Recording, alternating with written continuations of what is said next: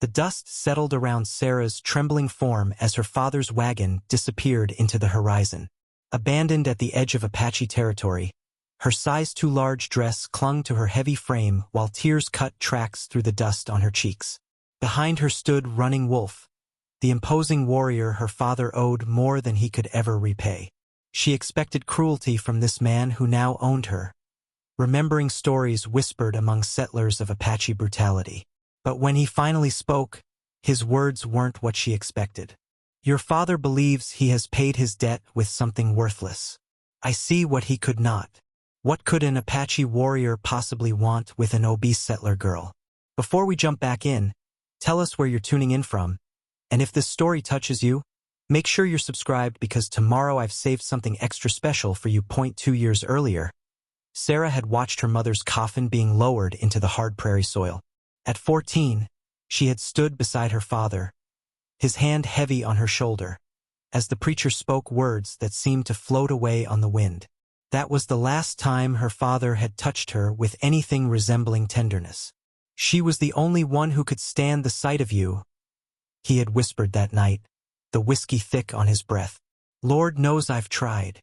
Sarah had nodded, already familiar with her father's cruelty, especially when the liquor took hold. She had learned long ago that her size was an unforgivable sin in his eyes. Her mother had been her shield, her comfort, her only ally. The small homestead changed after her mother's passing. What had once been a struggling but clean home turned into a place of neglect and despair. Sarah tried to maintain what her mother had built, but her father seemed determined to destroy it all. She kept a small journal hidden beneath a loose floorboard under her bed. At night, by candlelight, she would write about her day, her dreams, and increasingly, her fears. "Pa lost at cards again," she wrote one night. "He came home with a broken nose and no money for seed. I used the egg money I was saving for fabric to buy enough to plant the south field. He doesn't know. Better that way." Sarah had learned to read from her mother, a schoolteacher before she married. Books were her escape, though she had to hide them from her father, who considered reading a waste of time for women, especially for a girl who should be working off some of that weight. The homestead was 5 miles from the nearest settlement, isolated on the edge of what the settlers called civilized territory. Beyond lay Apache lands, mysterious and forbidden. Sarah's father traded occasionally with friendly tribes, but more often, he spoke of savages with contempt and fear. On her 16th birthday, Sarah had made herself a small cake using precious sugar she traded her embroidery for. Her father had come home late, reeking of whiskey and defeat. "I'm done," he had said, collapsing into a chair. "Done with this godforsaken place." Sarah had learned to be wary when her father talked this way. It usually meant another scheme was forming in his whiskey-soaked mind, another desperate plan to avoid honest work. "There's an Apache trader," he continued, staring at the wall. "Running Wolf, educated by missionaries or some such nonsense. Speaks English better than half the settlers. I owe him." "How much?" Sarah had asked, her heart sinking. Her father had laughed, a hollow sound that raised the hair on her arms. "More than I'll ever have." A week later, Sarah had awakened to hushed voices outside her window. Creeping from her bed, she peered through a crack in the shutters to see her father speaking with a tall Apache man in the moonlight. The stranger stood straight-backed and dignified, his face impassive as her father gestured wildly. "I've got nothing left to give you," her father hissed. "You made a promise," the Apache replied, his English clear and precise. "My people suffer while you prosper from our generosity." Her father laughed bitterly. "Prosper? Look around you. All I have is this worthless land and a daughter no man would take even with a dowry." The Apache warrior's eyes had flickered toward Sarah's window, and she had ducked back, heart pounding. Had he seen her? "Perhaps there is a way," her father said after a long silence. "The girl, she's strong despite her size, works hard. She could work off my debt." Sarah had pressed her hand to her mouth to stifle a cry. Traded like cattle to pay her father's debts? She slid down the wall to sit on the floor, tears streaming silently down her face. That night, She had written in her journal with shaking hands. Pa is going to give me away to an Apache to pay his gambling debts. What will become of me? The next morning, her father had informed her of her fate with no emotion, as if telling her to feed the chickens. Pack what you can carry, he said, not meeting her eyes. Running Wolf will take you tomorrow.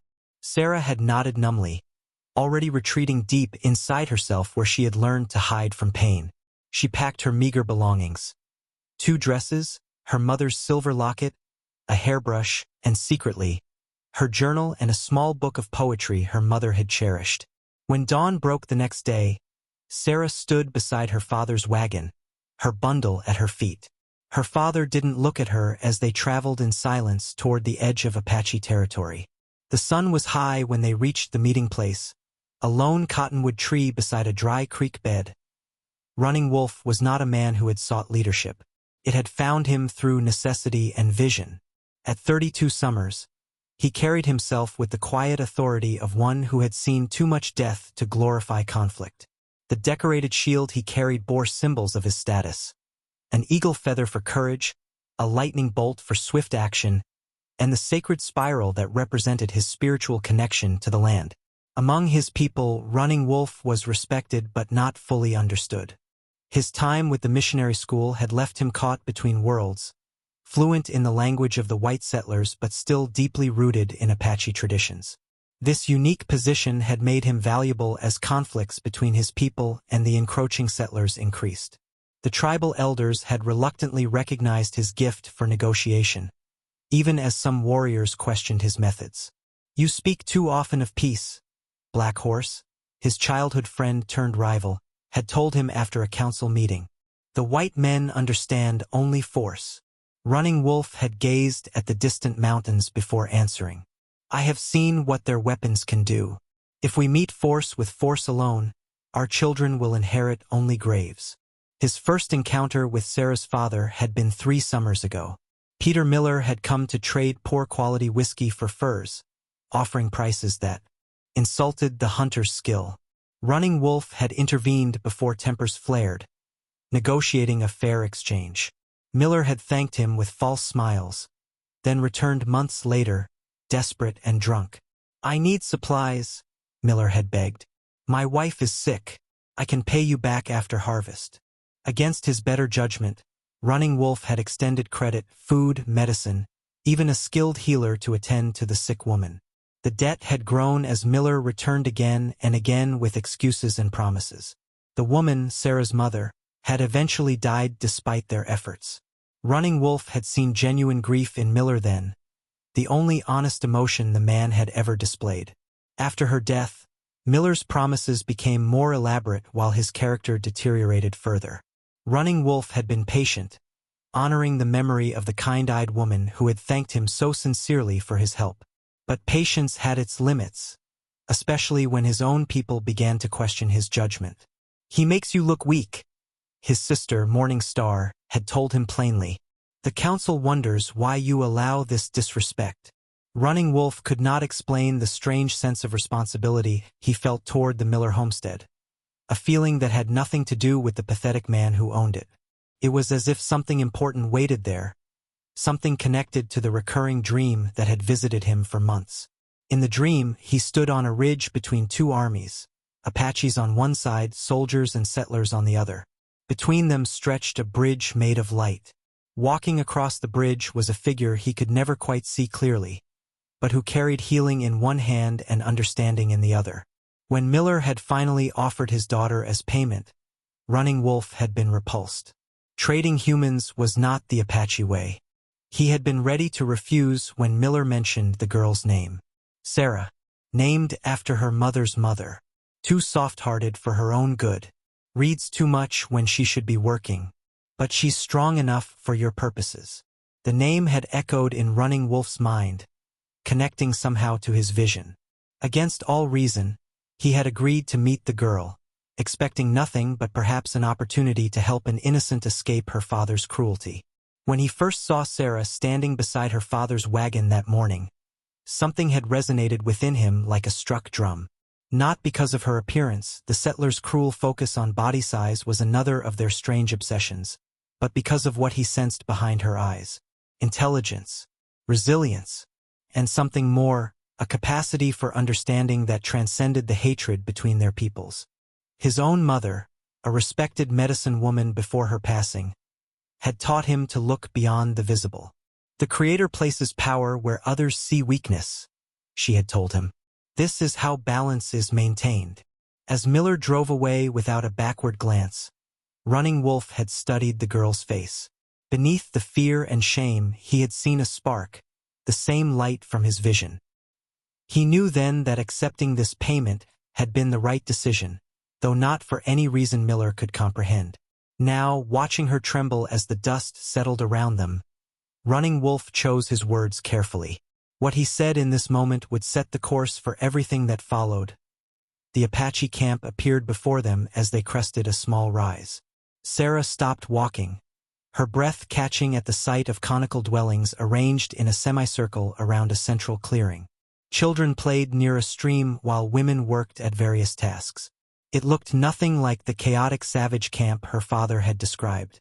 "This is Talking Stone Village," Running Wolf said, his voice matter of fact. "My people have lived in this valley for many generations."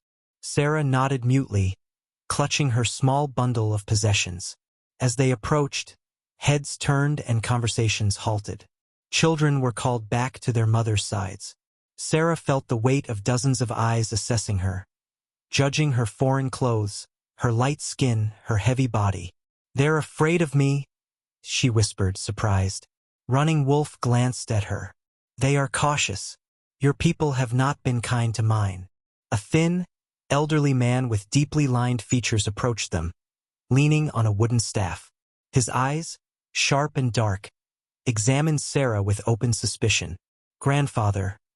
Running Wolf addressed him respectfully in English, clearly for Sarah's benefit. "This is Sarah Miller. She will be staying with us." The elder spoke rapidly in Apache, his tone questioning. Running Wolf replied calmly, occasionally gesturing toward Sarah. She understood nothing of their exchange but recognized the elder's skepticism from his expression. A woman approached next, perhaps 40 years old, with a strength in her bearing that reminded Sarah painfully of her mother. She wore a leather dress adorned with intricate beadwork and carried a small pouch at her waist. "My sister, Morning Star," Running Wolf introduced her. "She is a leader among the women." Morning Star studied Sarah with narrowed eyes before speaking directly to her in accented but clear English. "You are very young to be traded away." Sarah lowered her gaze. "My father had debts. And now Running Wolf has claimed those debts," Morning Star stated, her tone neutral but her eyes sharp with meaning. Before Sarah could respond, an older woman approached, her silver-streaked hair hanging in 2 long braids. She carried herself with quiet dignity, and the other villagers moved respectfully out of her path. "Silent River," Running Wolf said. "Our medicine woman." The healer circled Sarah slowly, her expression unreadable.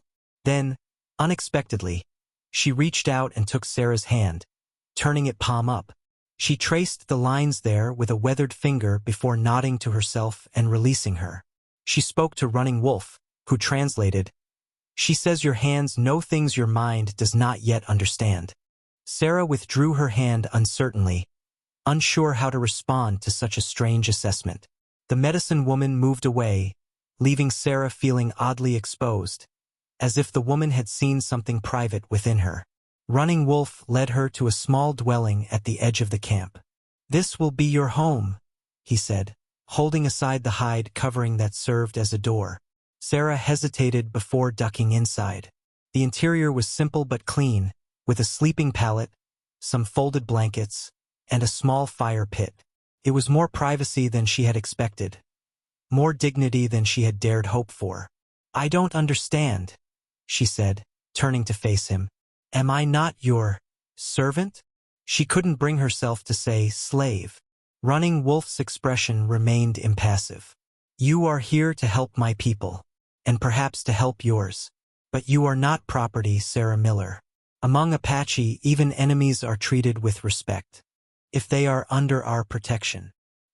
He reached into a pouch at his belt and withdrew a pair of beaded moccasins, placing them on the ground before her. Your boots will not serve you well here. These will be more comfortable. The gift confused her further. Servants weren't given gifts. Slaves certainly weren't. What game was this warrior playing? I will leave you to rest, he said. When the sun touches the tall pine, Morning Star will bring you food. He pointed through the doorway to a distant pine on the ridge. After he left, Sarah sank onto the sleeping pallet, her legs suddenly weak. She was alone in an Apache camp, surrounded by people who viewed her kind as enemies. Yet she had been given shelter, spoken to with respect, even given a gift. None of it matched the stories she had heard all her life. That evening, as promised, Morning Star brought a wooden bowl of stew and a flat bread. She set them down without ceremony. My brother says you can read the white man's marks, she said abruptly. Sarah nodded, surprised by the question. Yes, my mother taught me. Something flickered in Morning Star's eyes, interest, perhaps. Eat, she said. Tomorrow will be difficult enough without hunger weakening you. After Morning Star left, Sarah ate slowly, savoring the unfamiliar flavors of the stew. When darkness fell, she lay on the sleeping pallet, pulled her mother's shawl around her shoulders, and finally allowed herself to cry. Not the quiet tears she had learned to hide from her father, but deep, racking sobs that emptied her of everything but exhaustion. In the morning, she told herself, she would find a way to escape this strange captivity. She would find her way back to where? The homestead where her father had treated her with contempt? The settlement where she had no friends or prospects. Sarah fell asleep with no answers, only questions spinning in her tired mind. Sarah woke before dawn, her mind clear with purpose. She had spent a restless night alternating between fear and determination, finally settling on a plan. She would leave now while the camp still slept, and make her way east toward the nearest settlement. If she kept the rising sun at her back, she couldn't go wrong. She gathered her few possessions, leaving behind the moccasins Running Wolf had given her. Her own boots would serve her better for the long walk ahead. With trembling hands, she lifted the hide covering and peered outside. The camp was quiet, with only a few early cookfires sending thin smoke into the graying sky. Sarah slipped out and kept to the shadows, circling wide around the perimeter of the village. Her heart pounded so loudly she was certain it would wake someone. But no alarm was raised as she reached the eastern edge of the camp and plunged into the scrubby forest beyond. She walked quickly, ignoring the sharp stones that occasionally jabbed through her worn boot soles. The land grew rougher as she climbed a gentle slope, and twice she stumbled on loose rocks. Still, she pressed on, determined to put as much distance as possible between herself and the Apache village before her absence was discovered. The sun was just clearing the horizon when her foot caught in a hidden rabbit hole. Sarah pitched forward with a cry, landing hard on the rocky ground. Pain shot through her ankle as she tried to stand. Not broken, she thought with relief, but definitely sprained. She limped forward, using a branch as a makeshift crutch, her pace now frustratingly slow. An hour later, exhaustion forced her to rest. She slumped against a boulder, her ankle throbbing and her throat parched. She had brought no water, an oversight she now bitterly regretted. The morning sun beat down mercilessly, and Sarah knew the heat would only intensify. Perhaps she could find a stream, follow it to. The nearest water is half a day's walk from here. Sarah jerked upright to find Running Wolf standing a few paces away, his expression unreadable. She hadn't heard him approach, hadn't even suspected she was being followed. In that direction, he continued, pointing southwest, lies only dead land. No water, no shade, no settlements. You would have died before sunset. Sarah's shoulders slumped. Not even a full day, and her escape attempt had failed utterly. She waited for anger, for punishment, but Running Wolf merely knelt to examine her swollen ankle. This needs attention, he said, his touch surprisingly gentle as he probed the injury. Can you walk? I think so, she said, too defeated to resist as he helped her to her feet. She winced as she put weight on the ankle. Without a word, Running Wolf turned and crouched slightly. Climb on my back, he said. It will be faster. Sarah hesitated, mortified. I'm too heavy. He looked over his shoulder, a flicker of impatience crossing his face. You are injured. I am strong. These are the only facts that matter now. Reluctantly, Sarah allowed him to carry her piggyback.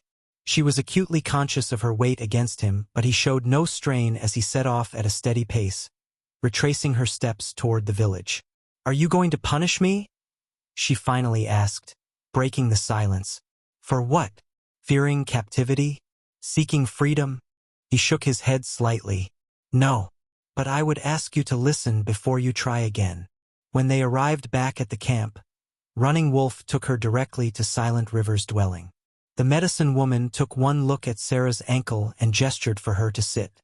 Without speaking, she gathered herbs from various pouches, grinding them into a paste which she applied to the swollen joint.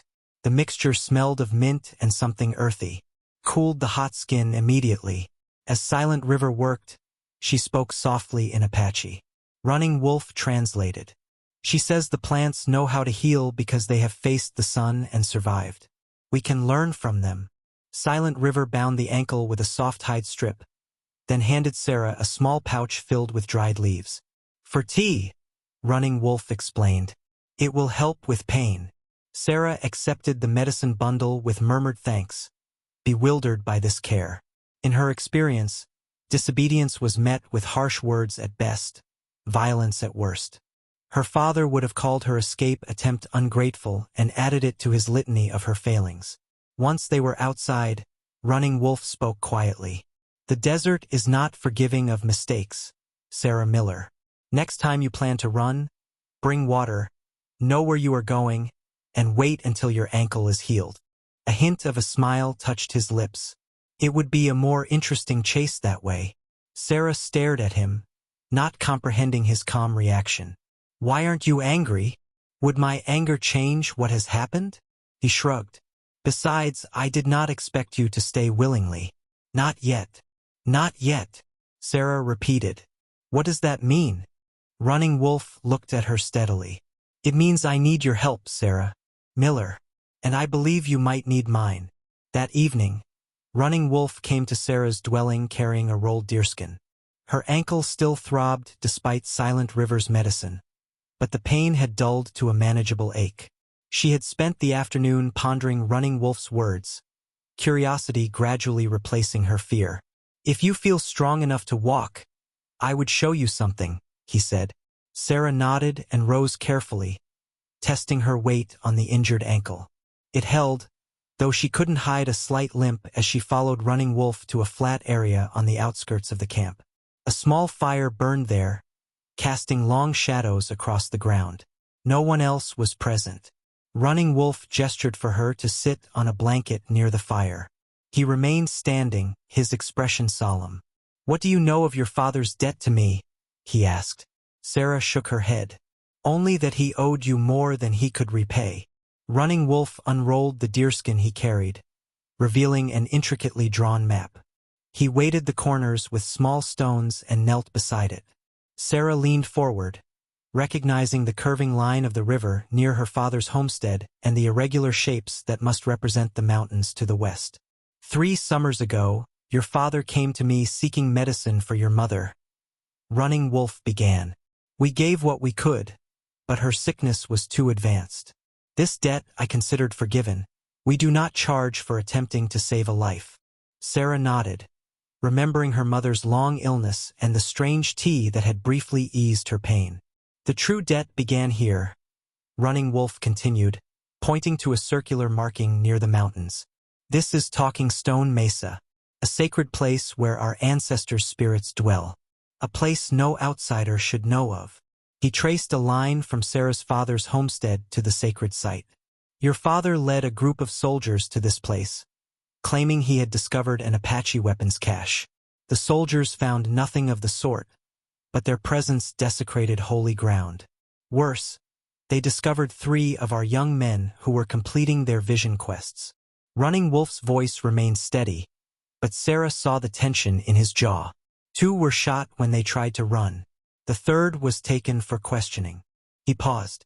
We never saw him again. Sarah felt sick. My father did this?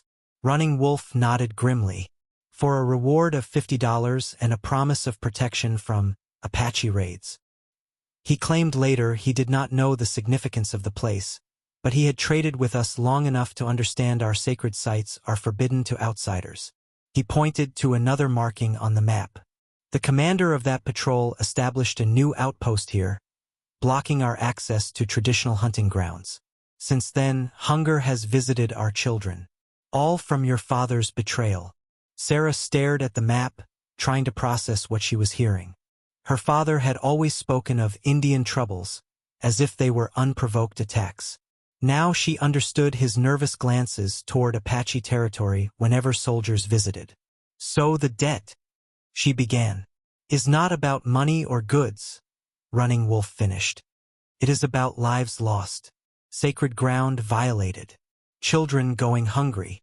He rolled up the map and regarded her steadily. Do you understand now why I accepted when he offered you as payment? Not because I believe humans can be traded like horses, but because I saw a chance to end a cycle of betrayal. Sarah met his gaze, confusion evident in her expression. How could I possibly help with that? Running Wolf sat back, the firelight casting his face in shifting shadows. I have had a vision, Sarah Miller, a vision of a bridge between our peoples. In this vision, I saw someone who could speak to both sides with truth. Someone who could help prevent more bloodshed. And you think that's me? Sarah couldn't keep the disbelief from her voice. I'm nobody, just a fat girl whose own father thought she was worthless. Running Wolf's expression remained serious. The Creator often places great power in unexpected vessels. Your father saw only what his limited vision allowed. I see more. He leaned forward slightly. I see a young woman with courage enough to face an uncertain future, intelligence enough to learn quickly, and perhaps most importantly, someone who has experienced injustice and therefore recognizes it in others. Sarah looked away, overwhelmed by his assessment. It contradicted everything she had been told about herself. What if you're wrong? She whispered. Then you are free to leave once your ankle heals. I will even provide you safe passage to the nearest settlement. He spoke matter-of-factly. But if I am right, you have a chance to prevent more deaths, both Apache and settler. Sarah stared into the fire, thoughts whirling. Part of her wanted to reject his vision outright. She was no peacemaker, no bridge between worlds. Yet another part of her, a part that had always yearned for purpose beyond survival, stirred with interest. What would I have to do? She asked finally. First learn. Our language, our ways. Running Wolf's voice softened slightly. Then, when the time is right, help me speak truth to those who need to hear it. Sarah looked up at him, studying his face for any sign of deception. She found none. Only a calm certainty that both reassured and frightened her. I'll try, she said simply. The smooth river stone felt cool in Sarah's palm as Running Wolf painted another symbol on its surface. 3 days had passed since their fireside conversation, and Sarah had agreed to begin learning the Apache language. Her ankle was healing well under Silent River's care, and with it, her determination grew. This means water, Running Wolf explained, pointing to the wavy line he'd just painted. 2 is water. 2, Sarah repeated carefully, mimicking his pronunciation. She turned the stone in her hand, studying the growing collection of symbols.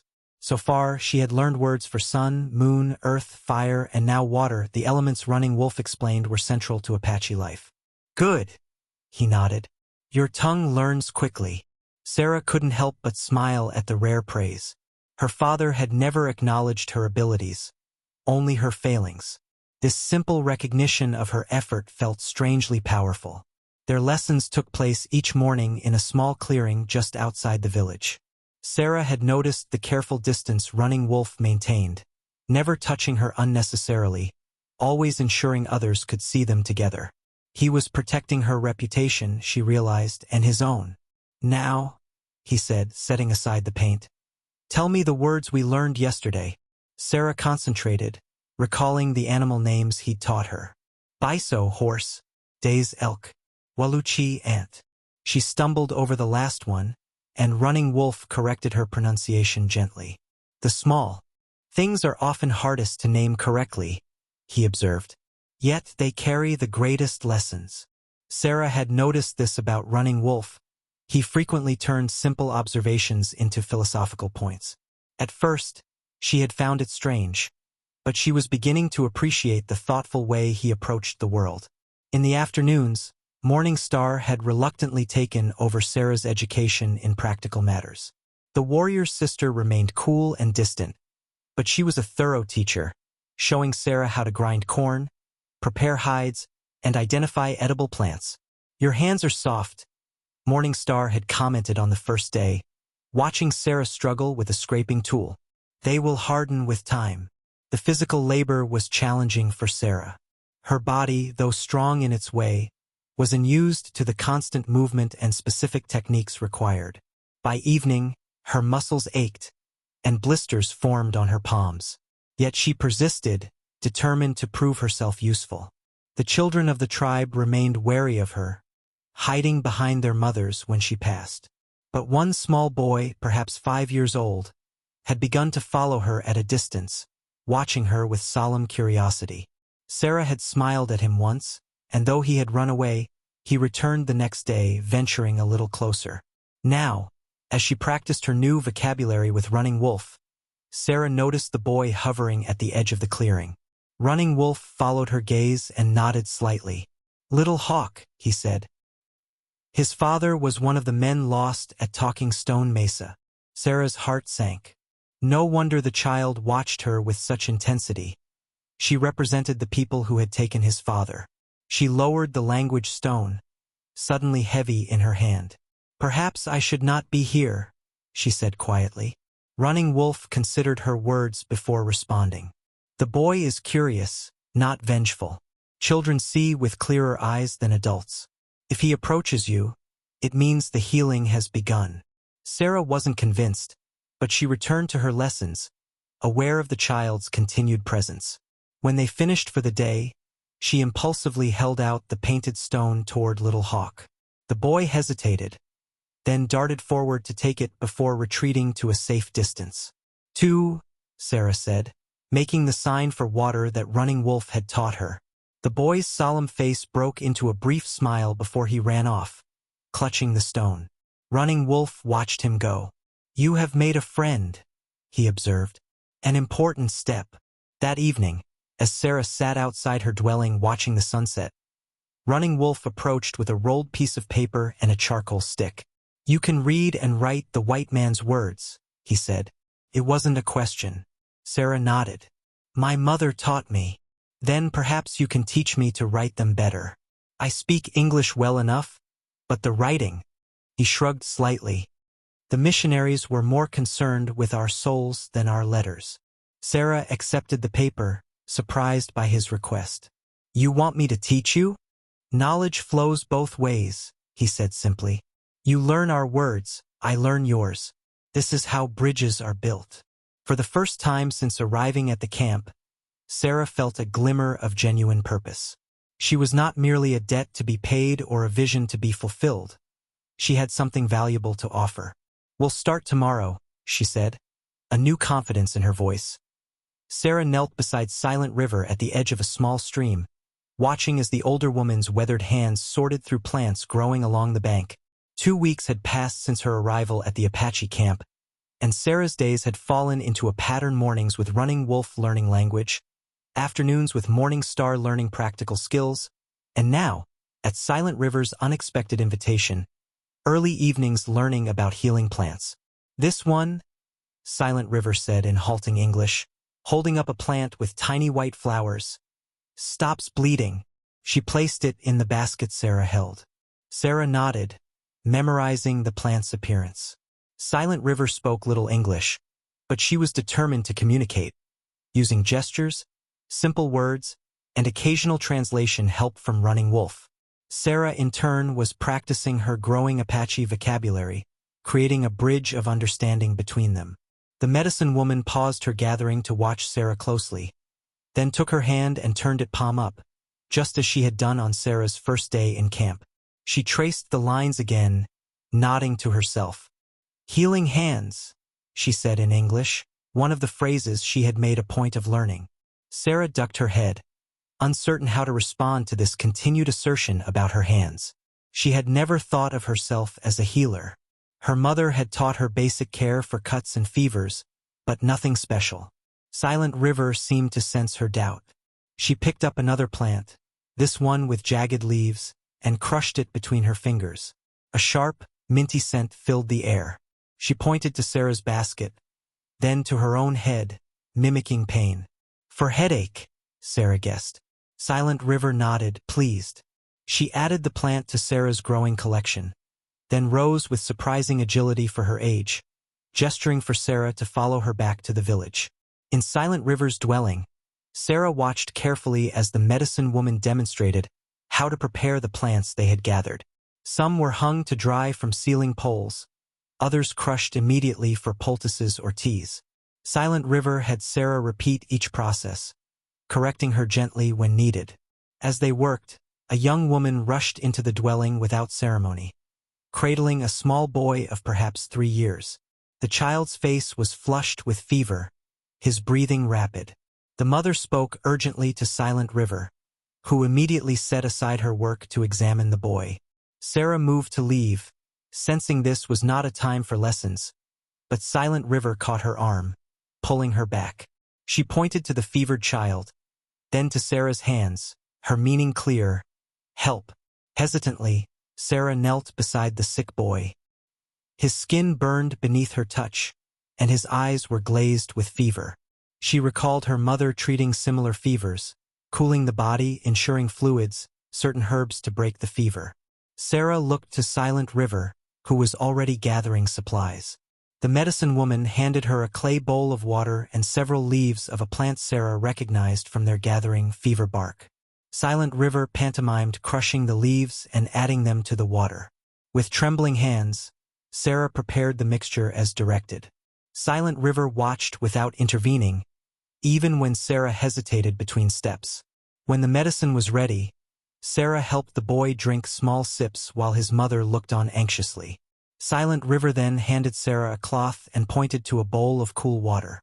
Sarah soaked the cloth and placed it gently on the boy's forehead. She continued this cooling process while Silent River prepared another remedy, this one a salve she applied to the boy's chest. For over an hour, they worked together in near silence, communicating through gestures and shared purpose. Gradually, the boy's breathing eased and his fever began to subside. When he finally fell into a peaceful sleep, his mother's relief was palpable. She grasped Sarah's hands in gratitude, speaking words Sarah couldn't understand but whose meaning was clear. After they left, Silent River placed a hand on Sarah's shoulder, the first such gesture of approval she had offered. "Healing hands," she repeated firmly. This time, Sarah didn't dismiss the words. She had felt something while tending to the boy, a connection, an intuitive understanding of what needed to be done. It had felt right in a way few things in her life ever had. The next morning, another mother arrived at Silent River's dwelling with a child suffering from a rash. Silent River had merely pointed to Sarah, stepping back to observe as Sarah tentatively examined the child. Drawing on what she had learned and her own instincts, Sarah prepared a soothing salve. Silent River nodded approval at each step but did not intervene. Word spread quickly through the small community. By the end of the week, Sarah had helped treat 5 children and 2 adults under Silent River's watchful guidance. Each success built her confidence. Each grateful face chipped away at the wall between her and the tribe. The White Healer Girl, they called her, the term no longer sounding like an accusation. Running Wolf noticed the change in how she was greeted as they walked through the village for their morning lesson. "You are finding your place," he observed. Sarah nodded, a small smile playing at her lips. "I never thought I could be useful this way." "We do not always recognize our own gifts," he replied. "Sometimes we need others to see them first." The thunder of hoofbeats shattered the dawn silence. Sarah bolted upright on her sleeping pallet, momentarily disoriented until urgent shouts outside clarified the situation. Riders were approaching the camp. Many riders. She scrambled to her feet, grabbing her shawl and rushing outside. The camp was already in motion. Women gathering children, warriors collecting weapons, elders directing people toward the forest edge. Running Wolf stood in the center of the chaos, issuing rapid commands. "What's happening?" Sarah called to him. He turned, his expression grim. "Soldiers. Coming fast, not slowing. This is not a peaceful visit." Sarah's heart raced. 1 month in the camp had shown her the reality of Apache life. A people trying to survive as their lands and rights were steadily eroded. She had heard stories of unprovoked raids, of women and children killed alongside warriors. Now she would witness it firsthand. "Go with the women and children," Running Wolf ordered, pointing toward the forest path where Morning Star was directing evacuees. Sarah hesitated. "I can help. If there are injuries, there will be—" He cut her off. "Which is why you must stay alive to treat them. Go now." The urgency in his voice propelled her toward the evacuation route. She joined the stream of women carrying children and essential supplies, feeling utterly useless compared to their practiced efficiency. Halfway to the forest, she remembered her mother's silver locket, the one possession she couldn't bear to lose. She turned back, ignoring Morning Star's sharp call. Sarah reached her dwelling just as the first soldiers thundered into the far side of the camp. She ducked inside, frantically searching for the locket she kept wrapped in a small cloth.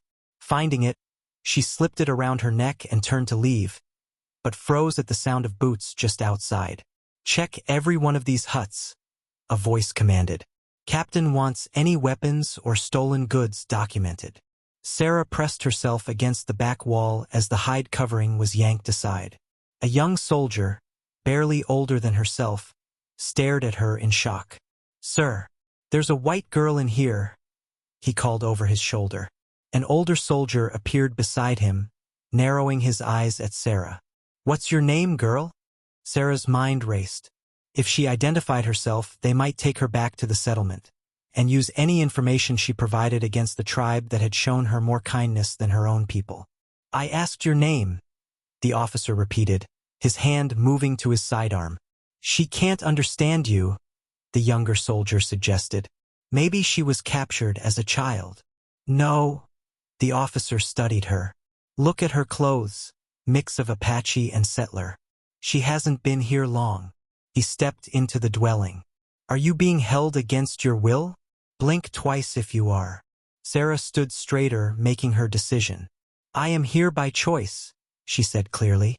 The officer's expression hardened. "Sympathizer, then? Or worse?" He grabbed her arm roughly. "You're coming with us for questioning." A commotion outside drew his attention. Sarah heard Running Wolf's voice, raised in English, demanding to speak with the commanding officer. The grip on her arm loosened slightly as the officer glanced back. "Wait here," he ordered the younger soldier. "Watch her." He stepped outside. The young soldier shifted uncomfortably, looking anywhere but at Sarah. She noticed his name tag, Miller. The coincidence struck her like a physical blow. "What's your first name?" she asked suddenly. Surprised, he answered automatically. "Thomas. Thomas Miller. From Cedar Ridge Settlement?" His eyes widened. "Yes. How did you—" "I'm Sarah Miller, Peter Miller's daughter." Thomas's mouth fell open. They had never met, but Cedar Ridge was small enough that everyone knew of everyone. The one who was— He stopped himself. "Traded to an Apache warrior to settle gambling debts?" Sarah finished for him. "That's what they're saying, isn't it?" He nodded, embarrassed. "Your father claimed you were kidnapped." Sarah's hand closed around her mother's locket, feeling the metal dig into her palm. Of course her father would rewrite history to cast himself as the victim. He lied. Shouts and a gunshot from the other side of the camp made Thomas jump. "I should get you out of here," he said. "Take you back to Cedar Ridge." "No." Sarah's voice was firm. "These people have been kind to me. They're not what we've been told." Confusion crossed Thomas's young face. "But they're savages. Who's destroying whose homes right now?" Sarah cut him off, gesturing toward the chaos outside. Before he could respond, Running Wolf appeared in the doorway, blood streaming from a cut above his eye. He took in the scene with a glance, his hand moving to the knife at his belt. "No!" Sarah stepped between them. "He wasn't hurting me." Running Wolf's gaze flicked from Sarah to Thomas, assessing. "More soldiers coming from the east," he said tersely. "We must go now." Thomas raised his rifle uncertainly. "I can't let you take her." "He's not taking me anywhere," Sarah said firmly. "I'm going with him by choice." She met Thomas's eyes. "Tell them you never saw me." Indecision warred on his face. Finally, he lowered his weapon slightly. "My commanding officer saw you. Tell him I overpowered you," Sarah suggested desperately. "Please, Thomas." A crash from outside decided him. "Go," he said, stepping aside. "But Sarah, be careful." Running Wolf didn't wait for further discussion. He grasped Sarah's hand and pulled her through the back wall of the dwelling, where he had silently cut a slit in the hide covering. They ran crouched low through the chaos of the camp, dodging between dwellings until they reached the forest edge. "You chose to stay," Running Wolf said as they paused behind a large boulder, his voice carrying a question. Sarah touched her mother's silver locket, now cracked from being clutched so tightly. "Yes," she said simply. "I chose." The moon had cycled 3 times since Sarah's arrival at the Apache camp. 3 months that had transformed her in ways both visible and hidden. Her body, once soft from inactivity and poor diet, had grown leaner and stronger from daily work. Her skin had darkened under the desert sun, and her hands had developed calluses that spoke of labor and purpose. Sarah studied her reflection in the still water of the small pond where the women bathed. She barely recognized herself, the girl who had arrived, ashamed, frightened, certain of her worthlessness, seemed like a stranger. She touched her mother's locket, now hanging from a new leather cord after its chain had broken during the raid. It remained her connection to the past, but no longer her only identity. "The water will not change if you stare at it long enough," Morning Star said, approaching with a bundle of freshly washed clothes. Sarah smiled, no longer intimidated by Running Wolf's sister. In the weeks following the raid, Morning Star's attitude toward her had shifted from cold tolerance to something approaching respect. Sarah's choice to stay, to protect the tribe's secrets, had not gone unnoticed. "I was just thinking about how much has changed," Sarah admitted, rising to help Morning Star with the clothes. "You have changed," Morning Star acknowledged, handing Sarah one of the garments. A dress made of soft deerskin, decorated with beadwork around the neckline. "This is for you." Sarah accepted the gift with surprise. "It's beautiful." "Your settler clothes draw too much attention," Morning Star said practically, "and they are not made for our ways." The dress was an altered version of Sarah's original one, adjusted and enhanced with Apache designs and materials. Sarah recognized the handiwork as Morning Star's own. Fine stitching she had watched the woman create in the evenings by firelight. "Thank you," Sarah said sincerely, running her fingers over the intricate beading. Morning Star nodded once, a hint of a smile touching her lips. "My brother was right about you," she said, before gathering her washing and heading back toward the camp. Sarah changed into the new dress, marveling at how perfectly it fit her changing body. Not too tight in places that had always been a source of shame, and supportive in others. She smoothed the material over her hips, noting with surprise that her hands didn't immediately encounter the rolls of fat that had once been there. The constant activity, healthier food, and sense of purpose had reshaped her without her even realizing it. Back at the camp, Sarah found Running Wolf instructing a group of young boys in tracking techniques. He glanced up as she approached, his expression shifting subtly, a momentary widening of the eyes before his features settled back into their usual calm. "Your sister has many talents," Sarah said, gesturing to her new dress. Running Wolf nodded. "Morning Star sees more than she says." He dismissed the boys with a few words and turned to Sarah. "The council meets tonight. They wish to hear from you." Sarah's heart quickened. "Me? Why?" "They are discussing whether to move the village after the raid." Your perspective as someone who understands the soldier's ways would be valuable. The honor of being invited to a council meeting was not lost on Sarah. It represented a level of trust she had not expected to earn so quickly. That evening, Sarah sat cross-legged in the council circle, acutely aware of being the only woman present besides Morning Star, who attended as a representative of the Women's Council. The elder who had first greeted her with suspicion now addressed her directly, speaking slowly in Apache to accommodate her developing language skills. "White soldiers, what do they want?" he asked. Sarah considered carefully before answering in her still imperfect Apache. "Land. Control. They fear what they do not understand." The elder nodded gravely. "Will they return?" "Yes," Sarah said honestly, "but perhaps not soon." The young soldier I spoke with seemed unsure of their purpose here. Running Wolf translated her more complex thoughts when her Apache failed her. But the council seemed impressed by her efforts to speak their language.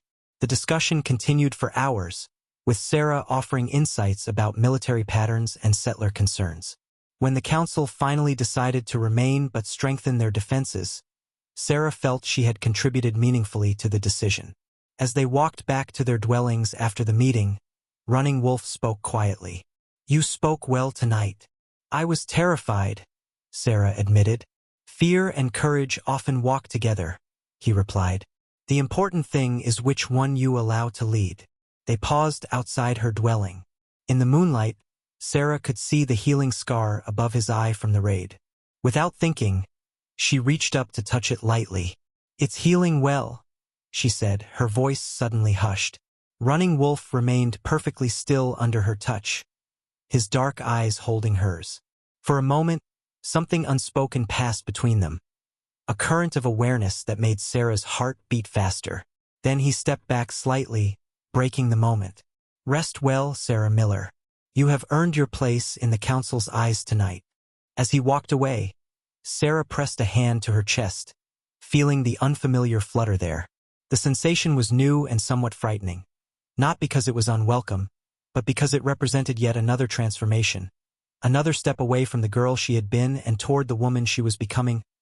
Sarah knelt beside a young mother, carefully explaining in mixed Apache and English how to apply the salve she had prepared for the woman's infant. The baby's rash had improved significantly in the 3 days since Sarah had begun treatment. Silent River watched from nearby, her weathered face revealing the faintest hint of pride in her apprentice's growing skill.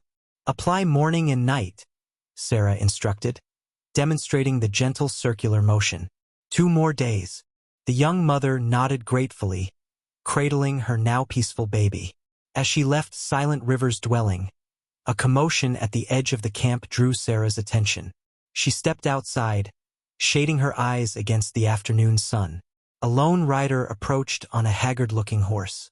Even at a distance, Sarah recognized the slouched posture, the familiar tilt of the hat. Her stomach clenched into a tight knot. "Father," she whispered. Running Wolf materialized beside her, his expression wary. "You recognize this man?" Sarah nodded, unable to find words. She had not expected to ever see her father again, had not wanted to. In her mind, he belonged to a past life, one she had gradually shed like an ill-fitting skin. "What should we do?" she asked, her voice small. Running Wolf studied her face. "That depends on what you wish to happen." His consideration of her feelings, her right to choose, strengthened Sarah's resolve. She straightened her shoulders. "I'll speak with him, but not alone." Together they walked to the camp's edge where warriors had already intercepted Peter Miller. He sat atop his horse, swaying slightly, his clothes filthy and his face haggard. Sarah noted with detached interest that he looked far worse than when he had left her here months ago. "Sarah?"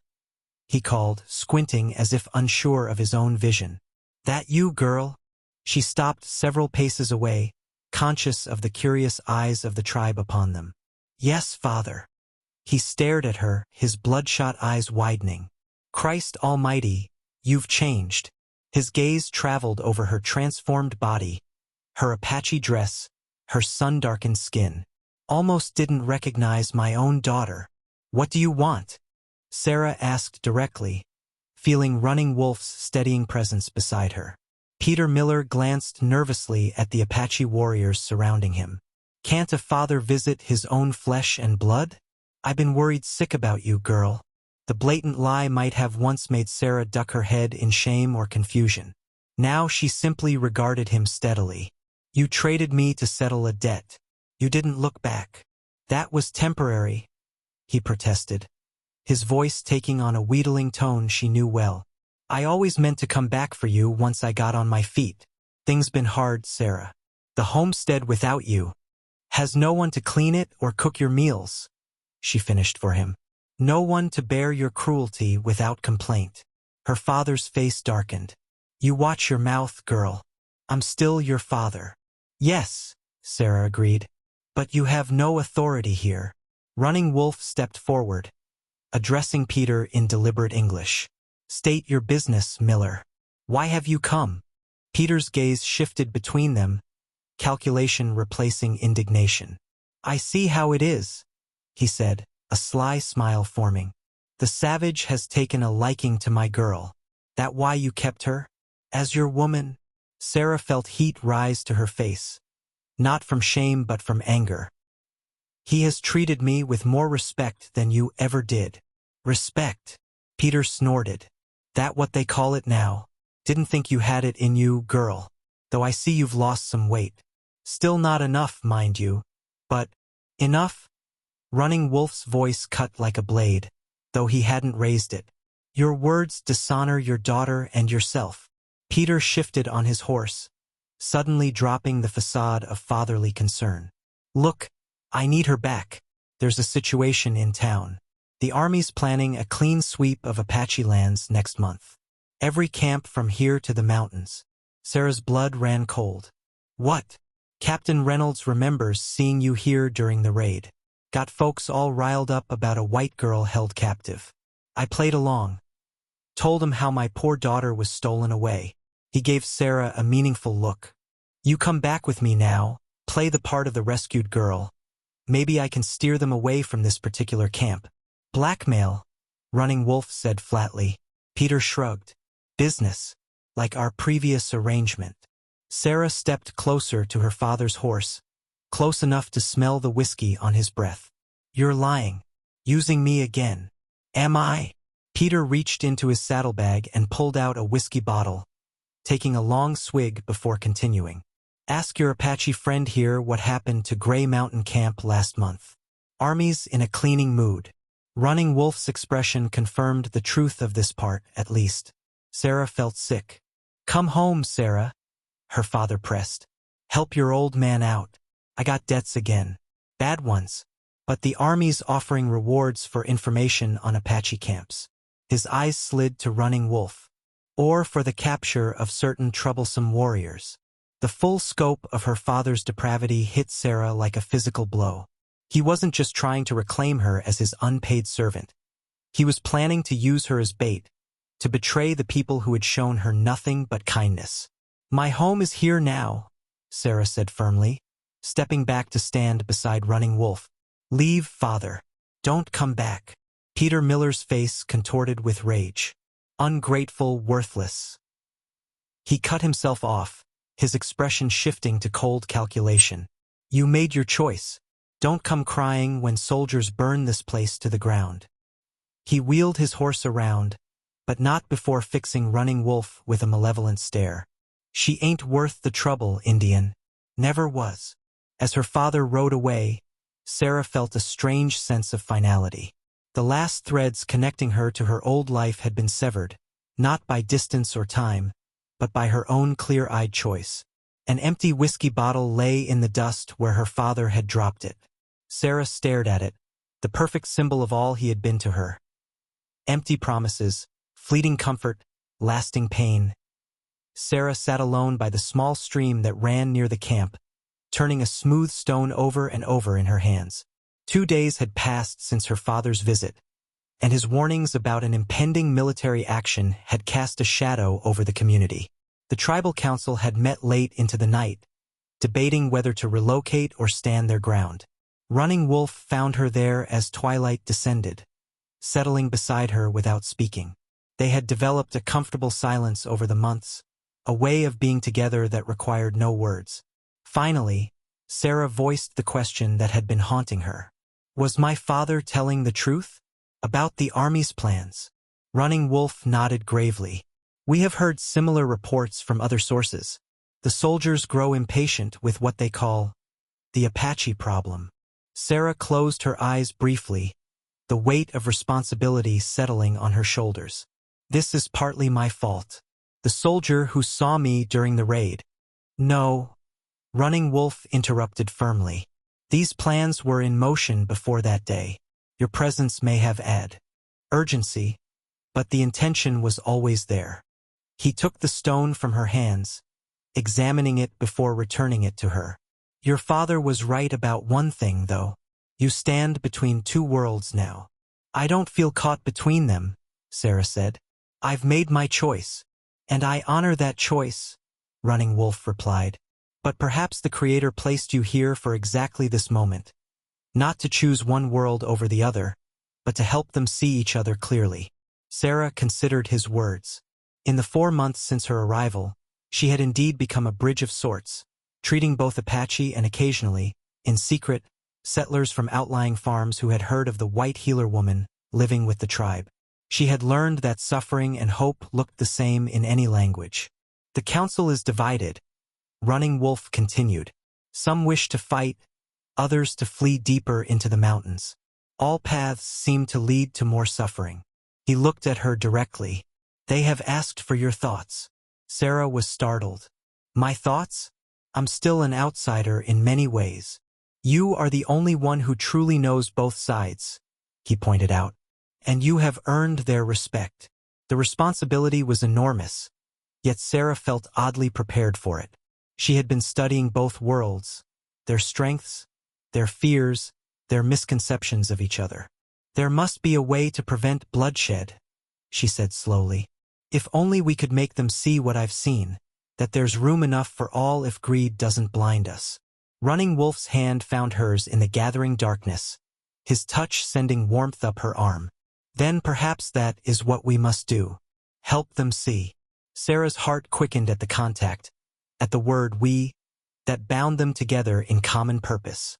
Over the months, their relationship had evolved from teacher and student to something deeper, a partnership built on mutual respect and growing affection. Neither had spoken of these feelings directly, but they hung in the air between them, acknowledged in small gestures and lingering glances. I don't know if it's possible, Sarah admitted. My father's hatred runs deep, and he's not alone in that. Hatred is often born of fear, Running Wolf observed, and fear can sometimes be overcome with understanding. The next day, Sarah was invited to participate in a sacred ceremony, an honor never before extended to an outsider. Silent River came to her dwelling at dawn, carrying a small clay pot filled with ceremonial paints. The council has decided, the medicine woman explained through Morning Star, who translated, you will seek a vision to guide our people. Sarah's eyes widened. Me? But I'm not. You are of our family now, Morning Star interrupted, her usual brusqueness softened by genuine emotion.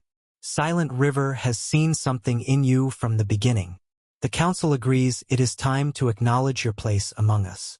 With gentle hands, Silent River applied the sacred designs to Sarah's face.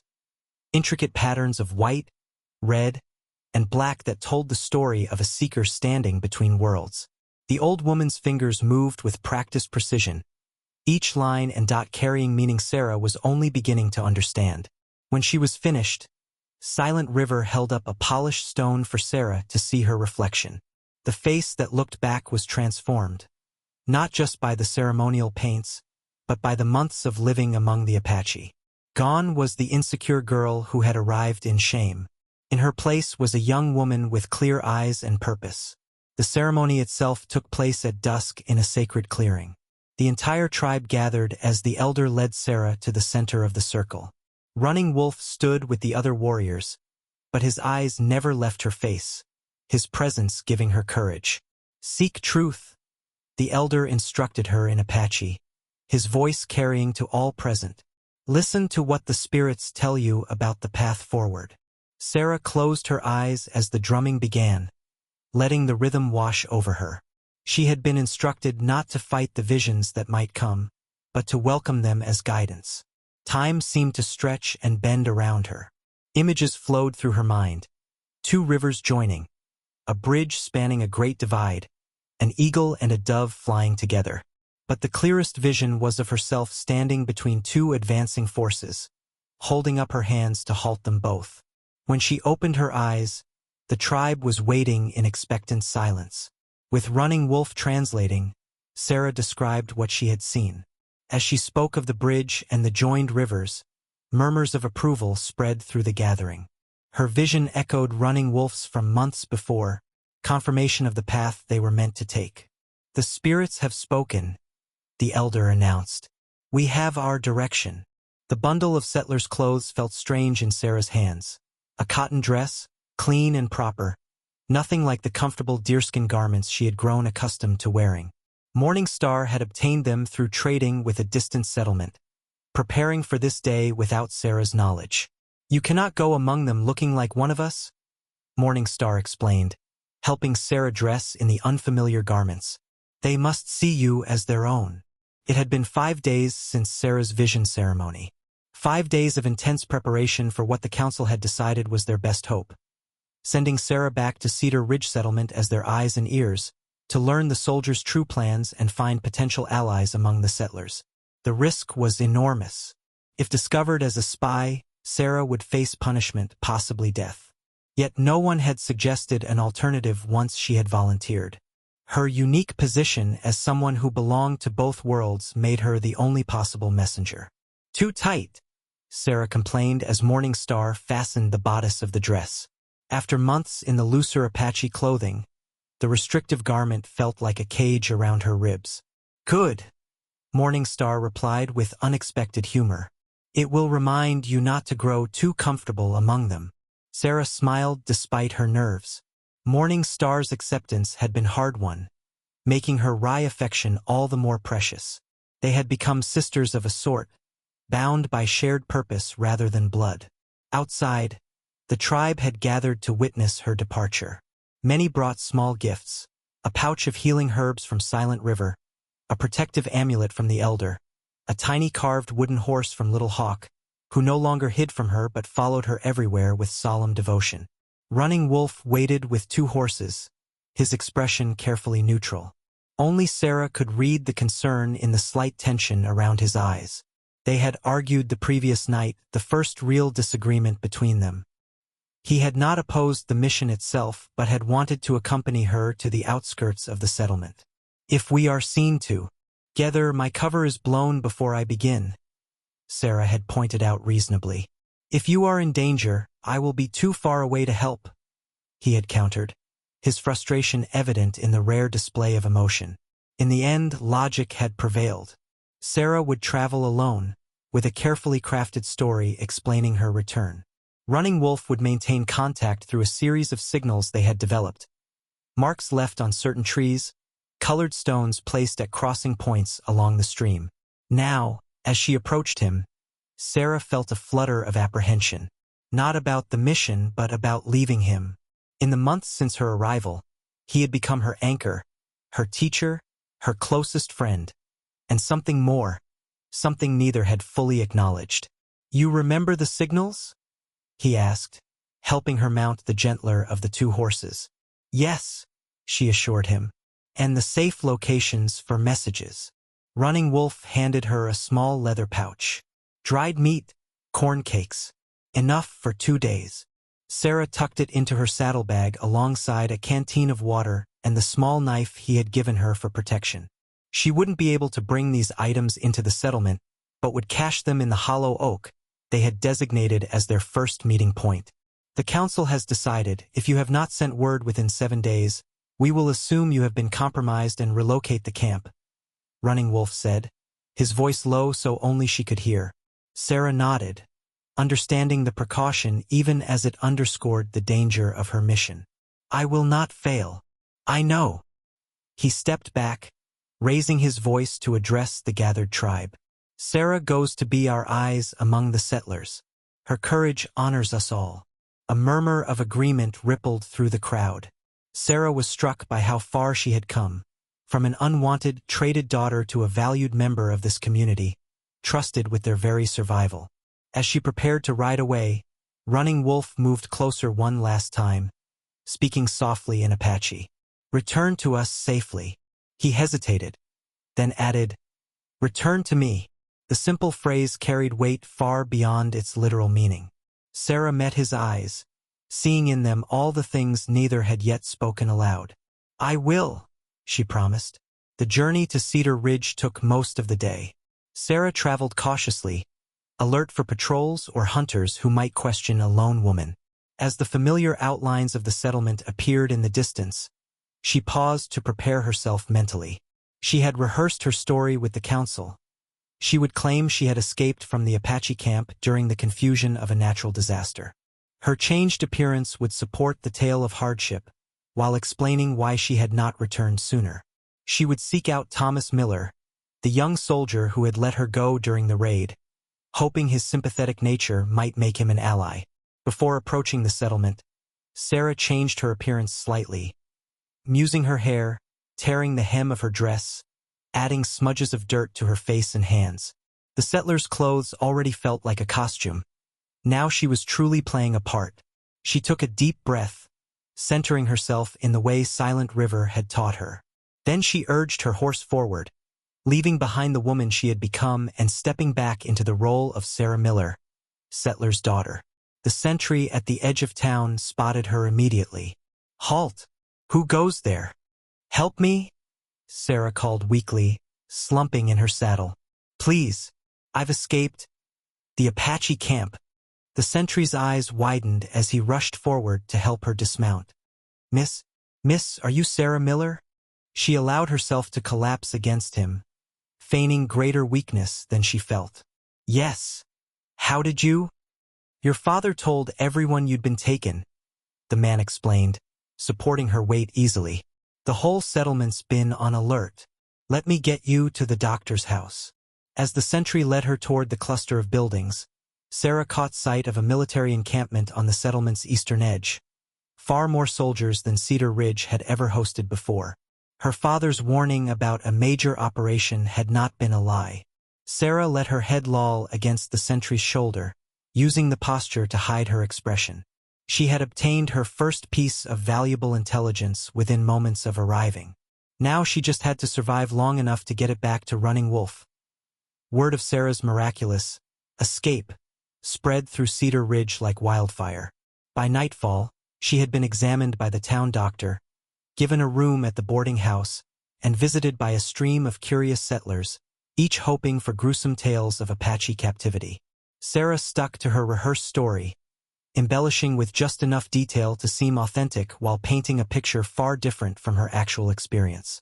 She described being forced to work but carefully avoided any mention of abuse or mistreatment that might further inflame anti-Apache sentiment. "They mostly ignored me," she told Mrs. Abernathy, the boarding house owner. "I wasn't important enough to watch closely. That's how I managed to slip away during a flash flood that damaged part of their camp." Mrs. Abernathy clucked sympathetically. "God was watching over you, child. And look at you, thin as a rail now. They must have starved you something awful." Sarah forced a weak smile, knowing it would be impossible to explain that her transformed body was the result of healthy food and purposeful activity rather than deprivation. The settlers saw what they expected to see: a traumatized victim, not a woman who had found her strength. "Has anyone notified my father of my return?" she asked, steering the conversation toward information gathering. "He's been away, trading in Fort Wilson," Mrs. Abernathy explained. "But someone's been sent to fetch him. Should be back in a day or two." She patted Sarah's hand. "You rest now. The captain wants to speak with you tomorrow when you're stronger." Alone in her room that night, Sarah took stock of what she had learned. The military presence, a full company of soldiers plus scouts, had arrived 2 weeks earlier. Their captain, a man named Blackwood, was reportedly determined to solve the Apache problem once and for all. Tomorrow's interview with him would be dangerous but potentially invaluable. A soft knock interrupted her thoughts. Sarah opened the door to find Thomas Miller, the young soldier who had let her go during the raid. He wore civilian clothes now, but his military bearing remained evident in his straight posture. "Miss Miller," he said formally, glancing nervously down the empty hallway. "May I speak with you?" Sarah ushered him in, relief washing over her. Finding Thomas had been a priority. She had not expected him to seek her out first. "I heard you'd returned," he said, keeping his voice low. "I had to see for myself." Sarah studied him, noting the sincerity in his young face. Thomas couldn't be more than 19. A boy thrust into a man's uniform. "Thank you for coming," she said simply. He shifted uncomfortably. "Miss Miller, about that day at the Apache camp." He paused, choosing his words carefully. "I never reported what really happened. Said you overpowered me and ran. Got disciplined for it, but not too badly." Sarah's estimation of him rose further. "Thank you for that. Thing is," Thomas continued, "something didn't sit right with me. You didn't act like someone being held against their will." His direct gaze challenged her. "And now you're back with this escape story that doesn't quite add up." Sarah felt a flicker of alarm. If Thomas had seen through her story so quickly, others might too. She made a split-second decision to trust him. "You're right," she admitted quietly. "I wasn't a captive. I chose to stay with them." Thomas's eyes widened. "Then why come back? It's dangerous for you here, especially now." "What do you mean, especially now?" Thomas lowered his voice further. "Captain Blackwood has orders to eliminate all Apache presence within 50 miles of the settlement. 3 camps have already been identified for removal." He practically whispered the last word, but its meaning was clear. "Massacre," Sarah translated flatly. Thomas didn't deny it. "Your father's been helping them locate the camps. He's being paid as a scout." The confirmation of her father's betrayal, while not surprising, still stung. "When is this happening?" 5 days from now. They're waiting for ammunition wagons from Fort Wilson." Sarah's mind raced.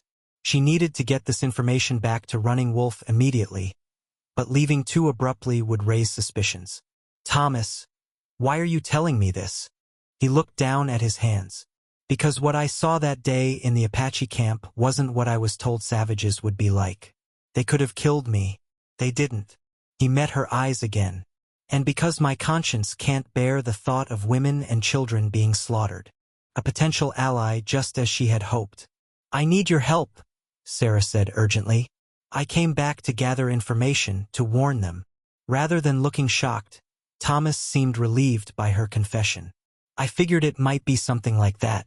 The way you changed, the way you defended them to me." "Will you help me?" Sarah pressed. Thomas nodded slowly. "What do you need?" "First, information. Detailed plans, maps if possible. Then a way to send messages without being seen." "That's dangerous, Miss Miller. For both of us." "More dangerous than letting innocent people be slaughtered?" Thomas had no answer for that. After a moment, he reached into his jacket and withdrew a folded paper. "This came across the captain's desk today. I was supposed to deliver it to the quartermaster, but I thought." He handed it to Sarah. She unfolded it carefully, official military orders outlining the planned operation against the Apache camps. Names, dates, troop movements, everything Running Wolf would need to save their people. Sarah's hands trembled as she read the coldly worded instructions for what amounted to genocide. "This is..." She couldn't find words. "I know," Thomas said grimly. "Miss Miller, if they find out you have this." "They won't," she assured him, quickly memorizing the key details before returning the document. "You need to deliver it as planned. No one can suspect you're helping me." Thomas studied her with newfound respect. "You really care about them, don't you? The Apache." "They're my people now," Sarah said simply. Then, realizing she needed to explain further, she added, "I found something there I never had here. Purpose. Respect." She hesitated. "Someone who sees value in me." Understanding dawned in Thomas's eyes. "The warrior. The one who was there when I found you." Sarah felt heat rise to her cheeks but didn't deny it. Running Wolf. You love him, Thomas said. It wasn't a question. Sarah's admission hung in the air between them. Thomas's face revealed no judgment, only a quiet understanding that made her grateful she had trusted him. I do, she acknowledged softly, the first time she had spoken the feeling aloud. But this isn't just about him. The entire tribe is in danger, women, children, elders. People who have shown me nothing but kindness. Thomas nodded, his youthful face solemn. I'll help you, but we need a plan. Over the next hour, they crafted one. Thomas would continue his duties normally while gathering additional information. Sarah would maintain her role as the traumatized escapee for 2 more days to avoid suspicion, then fake illness to explain her absence while she slipped away to warn the tribe. The captain wants to interview you tomorrow, Thomas reminded her. He'll be looking for information about the Apache camp, location, defenses, routines.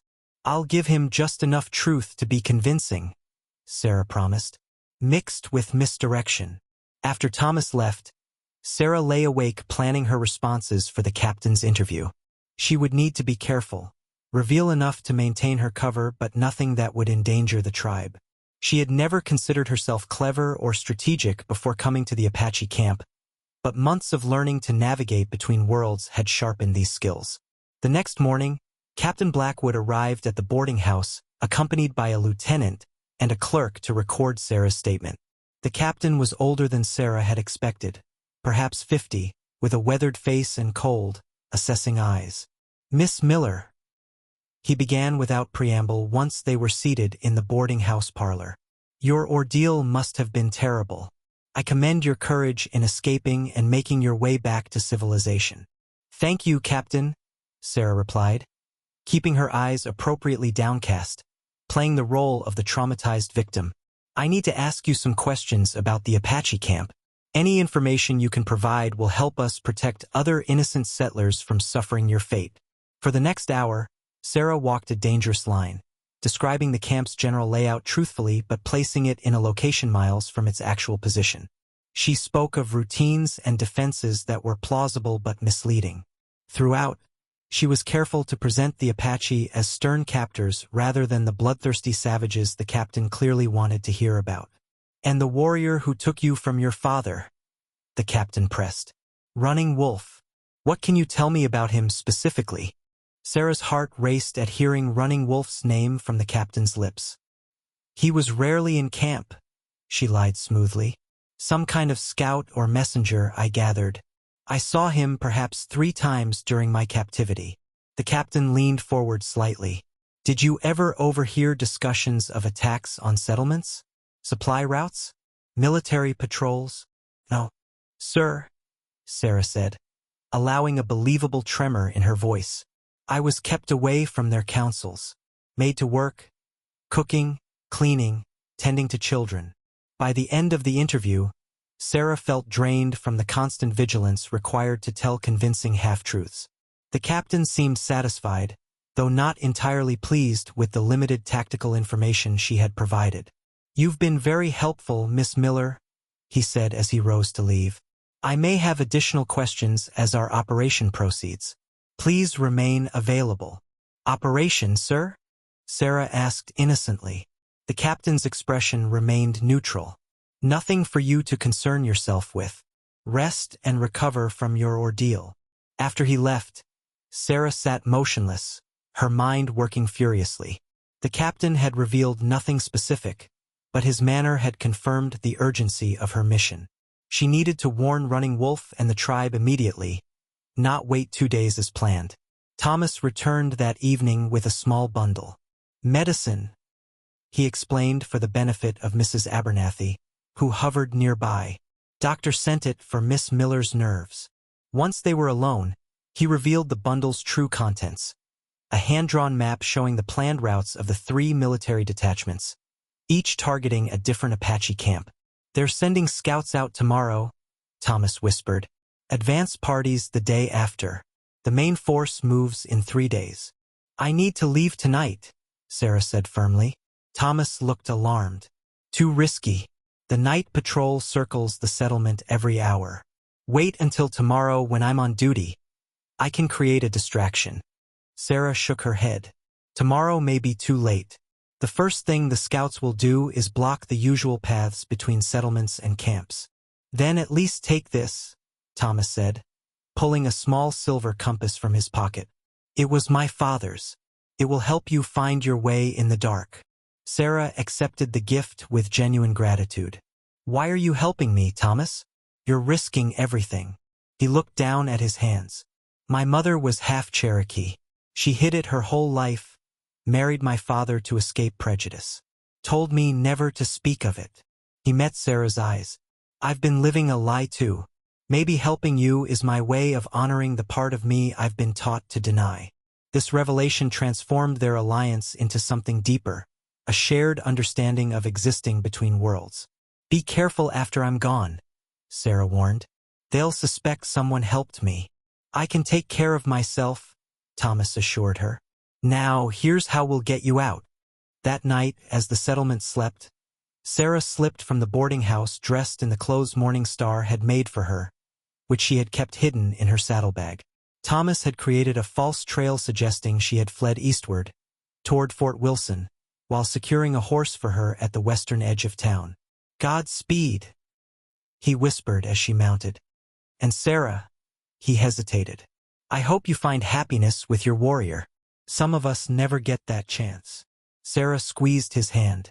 When this is over, if you ever need sanctuary, find the place where 3 mesa rocks stand like fingers.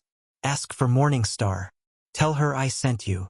Then she was gone, riding hard into the moonless night, Thomas's compass guiding her west toward the Apache lands. She had a 2-day journey ahead and no time to lose. As the settlement disappeared behind her, Sarah sent up a silent prayer to whatever spirits might be listening that she would reach Running Wolf in time. Sarah rode through the night, stopping only when necessary to rest her horse.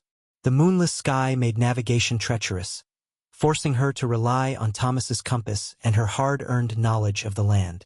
By dawn, her body ached from the sustained effort, but she pressed on, knowing each passing hour increased the danger to the tribe. The second night proved even more challenging. Rain began to fall, a gentle mist at first, then a steady downpour that turned the ground to mud and obscured what few landmarks she could discern in the darkness. Sarah's clothes clung to her skin, and exhaustion made her thoughts foggy.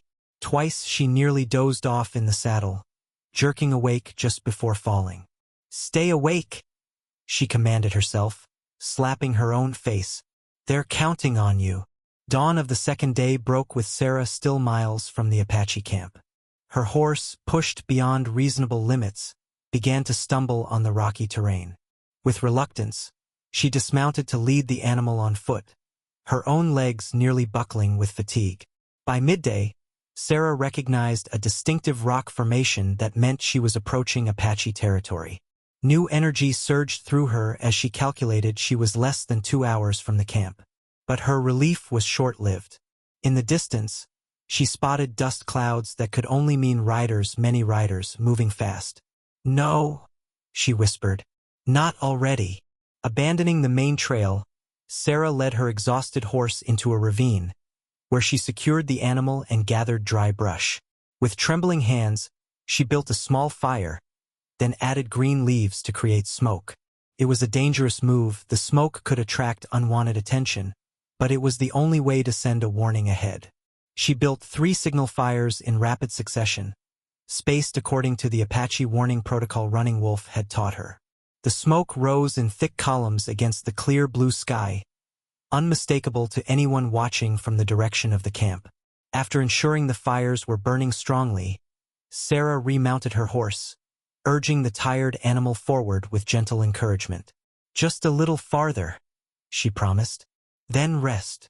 She had covered perhaps another mile when her horse stumbled again, this time going down hard on one knee. The animal whinnied in pain, and Sarah knew it could go no farther. Grabbing her small pack of supplies, she continued on foot, her pace a stumbling jog despite her screaming muscles. The sun was beginning its descent when Sarah crested a small rise and saw the Apache camp in the distance. Even from afar, she could see unusual activity. People moving rapidly, gathering supplies, preparing for evacuation. Her signal fires had been seen. Relief made her knees weak, but Sarah forced herself forward. Halfway down the slope, a figure materialized from behind a boulder. Running Wolf, his rifle ready, his expression shifting from wariness to disbelief as he recognized her. "Sarah," he breathed, lowering his weapon and rushing to meet her. She stumbled the last few steps into his arms, her words tumbling out in an exhausted rush. "Soldiers coming, 3 detachments. Scouts already deployed. Slow down," he said, supporting her weight as her legs finally gave out. "Your signal fires were seen. The evacuation has begun." "Not enough time," Sarah gasped. "They're closer than I thought. I saw dust clouds to the east." Running Wolf's expression hardened. "How many?" "I couldn't tell, but the captain plans to hit 3 camps simultaneously. Talking Stone Village is the primary target." Without further discussion, Running Wolf lifted Sarah onto his back, just as he had done during her failed escape attempt months earlier. This time, she didn't protest about her weight. There was no time for such concerns. "The children and elders are already moving to the high caves," he explained as he carried her swiftly toward the camp. "The warriors will cover their retreat." In the camp, Sarah saw organized chaos. Families gathering only essential supplies, medicine bundles being carefully packed, warriors preparing defensive positions. Morning Star directed women in distributing water and provisions for the journey, her voice calm but authoritative. When she saw Sarah, Morning Star hurried over, her usual stoicism breaking into visible relief. "You returned?" she said simply, clasping Sarah's hand briefly before returning to her tasks. Silent River appeared next, pressing a water skin into Sarah's hands and examining her with concerned eyes. Sarah drank gratefully, the cool water reviving her parched throat. "Rest a moment," Running Wolf instructed, setting her down beside a large boulder. "Then tell us everything you learned." Sarah had barely caught her breath when a young scout raced into camp. "Riders approaching from the east," he called in Apache. "Less than an hour away." Running Wolf turned to Sarah. "How many in the advance party?" 8 to 10 scouts, she recalled from the documents Thomas had shown her, followed by 30 soldiers within hours. The tribal elder approached, his face grave. "Not enough time to evacuate everyone. We need to slow them down," Running Wolf decided. "Give our people more time to reach the caves." Sarah struggled to her feet. "I know their approach route. If we can block the narrow pass at Broken Tooth Ridge." Running Wolf interrupted, his expression stern. "You can barely stand." "I'm coming with you," Sarah insisted. "I know exactly what they're planning. I've seen their maps." The elder intervened before Running Wolf could protest further. "She speaks truth. Her knowledge is our strongest weapon now." Running Wolf clearly wanted to argue but recognized the logic. "Very well, but you stay behind our lines, providing information only. No fighting." Sarah nodded her agreement, though inwardly she knew she would do whatever became necessary to protect these people who had become her family. As the camp continued its evacuation, Sarah joined Running Wolf and a small group of warriors in gathering materials for their delaying tactic. Dried brush, fallen logs, anything that would burn well was collected and loaded onto travois. "We will light signal fires along their path," Running Wolf explained as they worked. "Large ones that suggest a greater force than we have. It may make them proceed more cautiously." "Captain Blackwood is cautious by nature," Sarah confirmed, recalling her interview with the man. "He won't risk his men against unknown numbers." Within minutes, the small group was ready to depart. Sarah took a final glance around the camp where she had found purpose and belonging. Whether she would ever see it again remained uncertain. From their vantage point atop Broken Tooth Ridge, Sarah and Running Wolf watched the military scouts approach. Their delaying tactics had worked better than expected. The multiple signal fires and strategically placed Apache warriors had caused the advance party to proceed with extreme caution, repeatedly stopping to send riders back to the main force. "They think they're being led into a trap," Sarah observed, watching through the spyglass Running Wolf had traded for years earlier. "They are," he replied with grim satisfaction. "Just not the kind they imagine." The Apache warriors had used every trick at their disposal. Footprints suggesting a much larger force, broken branches indicating warriors hiding in ambush positions, distant drumming that echoed deceptively through the canyons. Each deception bought precious time for the tribe's evacuation to the remote mountain caves that had sheltered their ancestors during previous conflicts. By sunset, the main military force had joined their scouts at the base of the ridge. From her hidden position, Sarah counted approximately 40 soldiers setting up camp. More than in the original orders she had seen. Captain Blackwood was clearly taking no chances. "They'll advance at dawn," Running Wolf predicted. "That gives our people one more night to reach safety." Sarah nodded, her mind working through possibilities. The delay tactics had succeeded, but tomorrow would bring direct confrontation. Even with the strategic advantage of high ground, the Apache warriors were outnumbered and outgunned. "There must be another way," she murmured, more to herself than to Running Wolf. He studied her face in the fading light. "What are you thinking?" "That perhaps it's time for the bridge between worlds to do its work," Sarah replied, an idea taking shape. They slipped back to the small cave where the remaining warriors, 12 in all, had gathered. Sarah explained her plan, speaking in a mixture of Apache and English that all could understand. Some of the warriors objected initially, seeing too much risk for too uncertain a reward, but Running Wolf's support carried significant weight. "It may fail," he acknowledged, "but if it succeeds, no blood need be shed." By dawn, Sarah had prepared herself as best she could. From scraps of cloth, she fashioned a simple white flag, the universal symbol of truce. Her Apache dress had been replaced with the settler clothes she had worn during her mission to Cedar Ridge. Her hair was arranged in a simple style typical of settler women. "Remember," Running Wolf said as they prepared to move into position, "if they show any sign of treachery, I retreat immediately," Sarah finished, "and you cover my withdrawal." Their eyes held for a long moment. So much remained unsaid between them. Feelings that had grown over months of shared purpose and mutual respect, now faced with the possibility of permanent separation. "Be careful," Running Wolf said simply, touching her cheek with a gentleness that belied his warrior's bearing. As the sun breached the horizon, the military camp stirred to life. Soldiers formed into ordered lines as Captain Blackwood consulted maps and issued commands. Sarah watched from concealment as they prepared to advance up the narrow trail that led to the Apache position. It was time. With a deep breath to steady herself, Sarah stepped into the open space between the ridge and the advancing soldiers, white flag held high above her head. She walked slowly, deliberately, making no sudden movements that might be misinterpreted. "Hold your fire," she heard an officer shout as the soldiers spotted her. "There's a white woman." Captain Blackwood pushed forward through his men, spyglass raised. Even at this distance, Sarah could see his expression shift from confusion to recognition. "Miss Miller?" he called as she came within earshot. "What in God's name are you doing here?"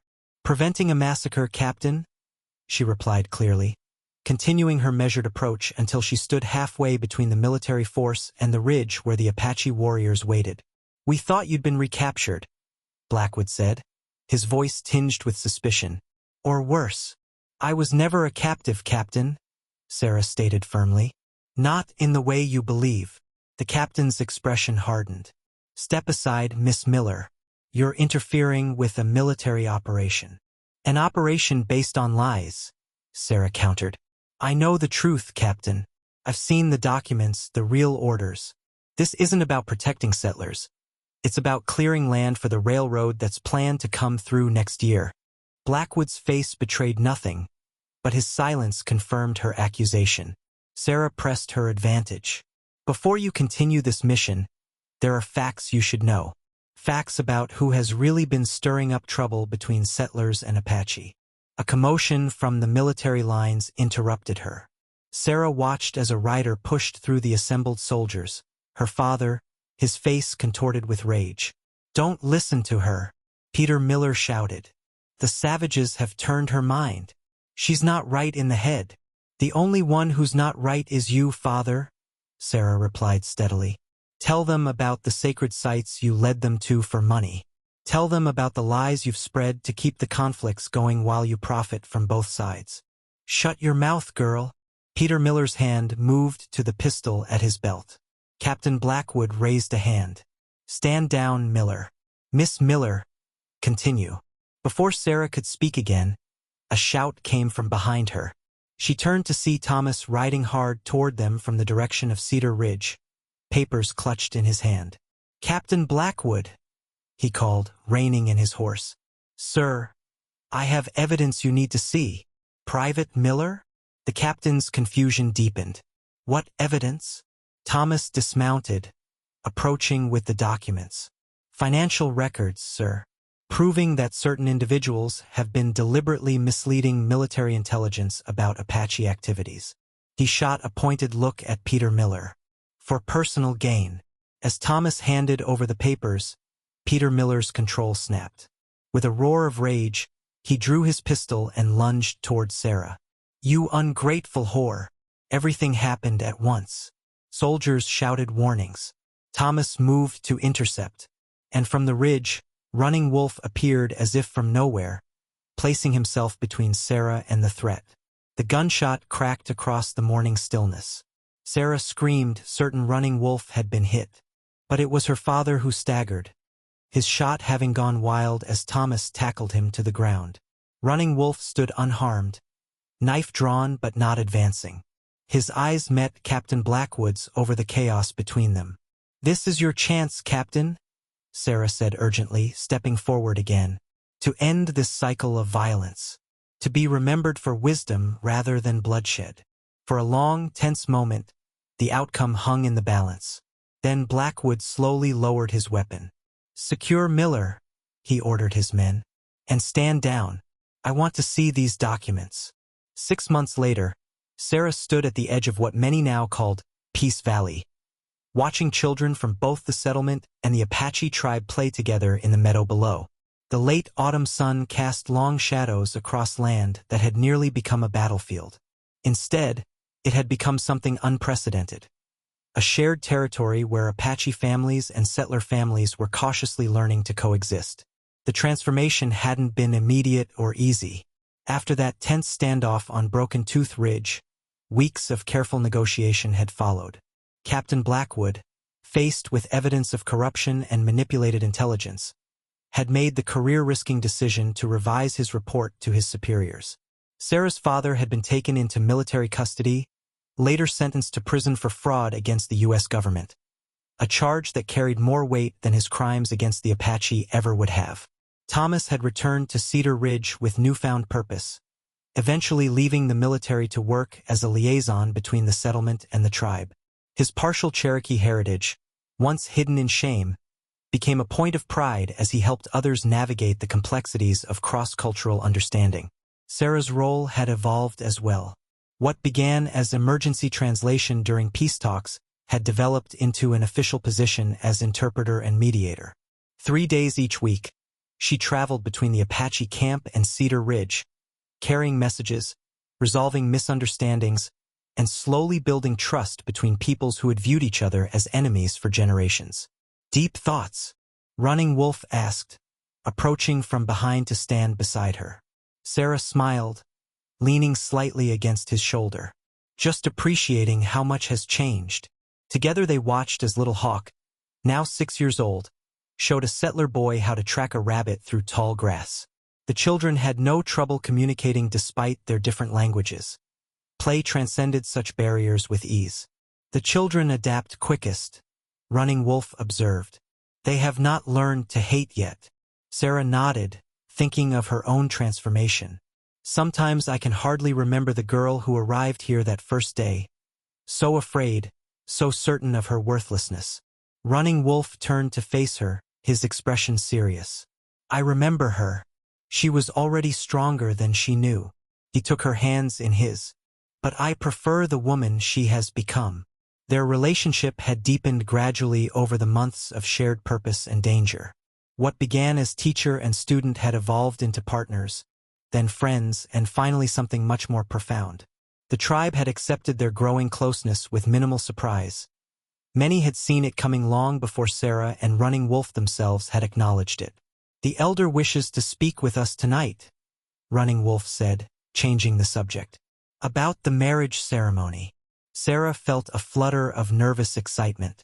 Their decision to marry had not been taken lightly by either of them. It would be the first union between an Apache warrior and a settler woman that anyone could remember. A living symbol of the bridge between worlds that Sarah's vision had foretold. "I've been working on my dress," she said. "Morning Star is helping me combine Apache and settler traditions." The wedding blanket they would share had been Morning Star's gift, a beautiful creation woven with symbols from both cultures. The elder had blessed it in a special ceremony, predicting that children born under it would carry forward the work of peace their parents had begun. As they walked back toward the camp, Sarah marveled at how completely her life had transformed in less than a year. The obese, insecure girl whose own father had traded her away as worthless had found her true value among people who had every reason to reject her. Her body had changed, yes, grown stronger and leaner through active living, but the more profound change had been within. That evening, as firelight flickered across faces both Apache and settler gathered for a shared meal, Sarah sat beside Running Wolf while the elder spoke of their coming union. Thomas was there, respectfully attentive to the Apache customs while occasionally translating nuances for the few settlers brave enough to attend. "The Creator places unlikely seeds in unlikely soil," the elder said in Apache, with Sarah translating for the settlers present. "From such unexpected plantings come the strongest trees." This union between Running Wolf and Sarah is such a tree. Its roots in two worlds, its branches reaching toward one sky. Later, as the gathering dispersed, Sarah found herself alone with Running Wolf near the edge of the firelight. Above them, stars punctured the dark blanket of night, as they had on that first evening when he had explained his vision of a bridge between worlds. "Did you know?" she asked softly. "That first day, when my father left me here, did you know what would happen?" Running Wolf considered her question carefully.